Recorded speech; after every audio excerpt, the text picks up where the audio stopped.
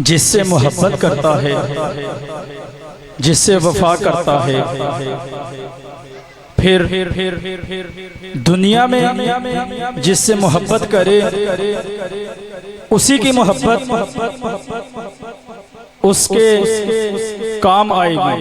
अगर दुनियादारी की मोहब्बत है उसके सीने में तो फिर उसकी कब्र हशर में दुनियादार ने तो आना नहीं। अगर कब्र में आना है तो फिर रसूलुल्लाह ने आना है। कब्र में आना है तो सिर्फ हुजूर अलैहिस्सलातु वस्सलाम दी ज़ाते गिरामी ने आना है।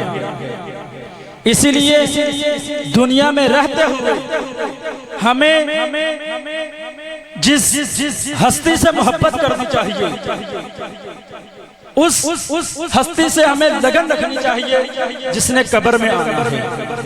कब्र में हुजूर अलैहिस्सलातु वस्सलाम ने ही आना है। और ये बात हकीकत है, उस्ताद साहब मौजूद हैं। अगर हुजूर अलैहिस्सलातु वस्सलाम की मोहब्बत नहीं तो फिर किसी चीज किसी अमल का भी फायदा नहीं।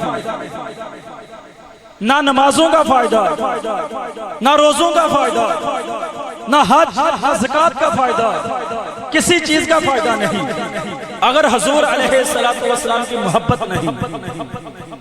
हुजूर अलैहिस्सलातु वस्सलाम की मोहब्बत के बिना नमाज चक्कर है, रोजा फाका है, ज़कात टैक्स है, हज के तवाफ के फेरे वो चक्कर हैं, दाढ़ी का बाल वबाल है। लेकिन अगर सीने में मोहब्बत मुस्तफा है फिर कमाल ही।